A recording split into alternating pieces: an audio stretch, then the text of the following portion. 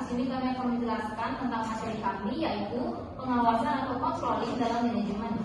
Dengan anggota saya sendiri, Yonda Iswardina sebagai moderator sekaligus presentator. Kemudian yang kedua, Gosa Terima Saktika dan Dea Audia sebagai presentator.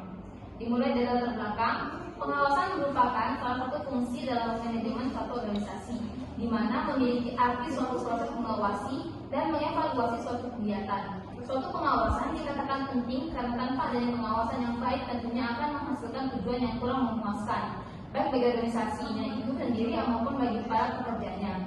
Secara singkat, dapat dikatakan bahwa fungsi ini berusaha untuk menjamin kegiatan organisasi bergerak ke arah tujuannya. Di sini kami memiliki 8 rumusan masalah. Yang pertama, apa pengertian dari pengawasan atau controlling? Yang kedua, apa tujuan dari pengawasan? 3, apa yang membuat pengawasan itu penting?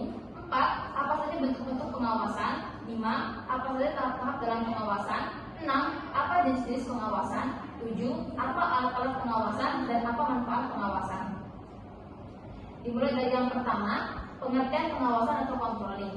Controlling merupakan salah satu fungsi manajemen yang harus dilaksanakan oleh seorang controller atau pengawas. Pengawasan ini dilakukan untuk menemukan dan mengoreksi adanya penyimpangan-penyimpangan dari hasil yang telah dicapai dibandingkan dengan rencana yang kerja yang telah ditetapkan. Pada saat tahap-tahap kegiatan perlu dilakukan pengawasan, sebab apabila terjadi penyimpangan akan lebih cepat melakukan koreksi atau perbaikan. Yang kedua, tujuan pengawasan atau controlling. Sesuai dengan pengertiannya, pengawasan dalam arti luas, maka pengawasan bertujuan 1. Menemukan dan menghilangkan kemacetan yang mungkin timbul. 2. Melakukan pencegahan dan perbaikan kesalahan yang ada. 3. Mencegah penyimpangan.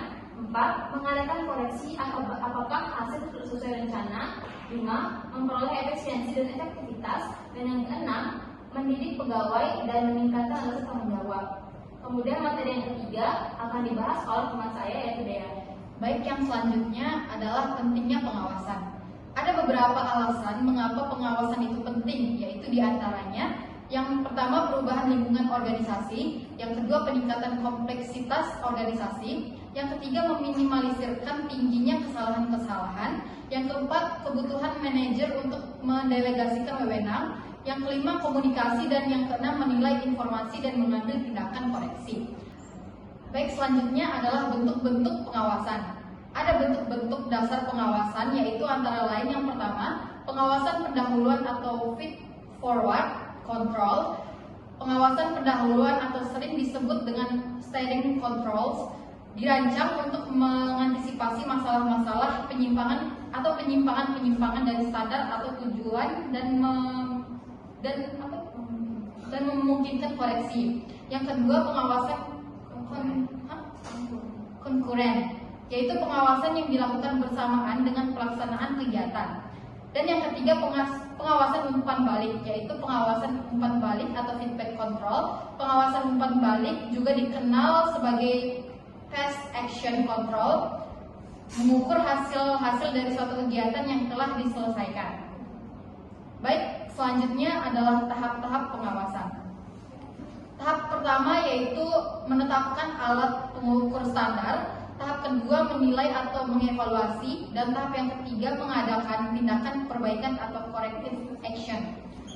Selanjutnya jenis-jenis pengawasan.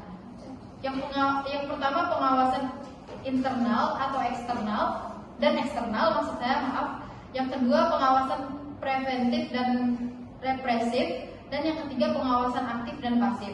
Kemudian akan dilanjutkan oleh teman saya, yaitu Ocha. Alat-alat pengawasan. 1. Manajemen pengecualian. 2. Manajemen information system. 3. Analisa rasio. Dan 4. Penganggaran. Ada beberapa manfaat dari pengawasan adalah sebagai berikut. 1. Untuk memberikan ruang regular untuk supervisier untuk merenungkan isi dan pekerjaan mereka. 2. Untuk mengembangkan pemahaman dan keterampilan dalam bekerja. 3. Untuk menerima informasi dan perspektif lain mengenai pekerjaan seseorang. 4. Untuk menjadi dukungan baik segi pribadi ataupun pekerjaan. 5. Untuk memastikan bahwa sebagai pribadi dan sebagai orang pekerja tidak ditinggalkan, tidak perlu membawa kesulitan, masalah, dan proyeksi saja. 6. Untuk memiliki ruang untuk mengeksplorasi dan mengekspresikan distress restimulation pribadi, transferensi atau counter transferensi yang mungkin dibawa oleh pekerjaan. 7. Untuk merencanakan dan memanfaatkan sumber daya pribadi dan profesional yang lebih baik. 8. Untuk menjadi proaktif bukan reaktif. 9. Untuk memastikan kualitas pekerjaan. Baik, dari rumusan makalah yang telah dijelaskan oleh rekan-rekan saya, kita dapat menarik kesimpulan, yaitu pengawasan dapat didefinisikan sebagai proses untuk menjamin bahwa tujuan-tujuan organisasi dan manajemen tercapai. Ini berkenaan dengan cara-cara membuat kegiatan sesuai dengan yang direncanakan.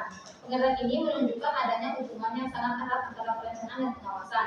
Seperti terlihat dalam pernyataan, langkah awal proses pengawasan adalah sebenarnya langkah perencanaan, penetapan tujuan, standar atau sasaran pelaksanaan suatu kegiatan. Ada 3 tipe dasar pengawasan, yaitu yang pertama, pengawasan pendahuluan, yang kedua, pengawasan konkuren, 3, pengawasan umpan balik. Tahap-tahap dalam proses pengawasan terdiri dari standar, evaluate, dan corrective action. Untuk menjadi efektif, sistem pengawasan harus memenuhi kriteria tertentu. Kriteria utama adalah bahwa sistem seharusnya 1. Mengawasi kegiatan-kegiatan yang benar, 2. Tepat waktu, 3. Dengan biaya yang efektif, 4. Tepat dan akurat, serta 5. Dapat diterima oleh yang bersangkutan. Semakin dipenuhi kriteria-kriteria tersebut, semakin efektif sistem pengawasan. Teknik pengawasan terdiri dari 4 teknik yang saling berurutan, dan metode pengawasan terdiri dari 2 metode, yang metode kuantitatif dan metode yang bukan kuantitatif. Manfaat terpenting dari pengawasan adalah yang pertama, tersedianya bahan informasi bagi manajemen tentang situasi nyata dalam mana organisasi yang berbeda. Yang kedua, dikendalinya faktor-faktor pendukung terjadi operasionalisasi rencana dengan efisiensi dan efektif. Dan yang ketiga, pemahaman tentang berbagai faktor yang menimbulkan kesulitan dalam penyelenggaraan berbagai kegiatan operasional. Baik, sekian dari kelompok kami. Terima kasih. Wassalamualaikum warahmatullahi wabarakatuh.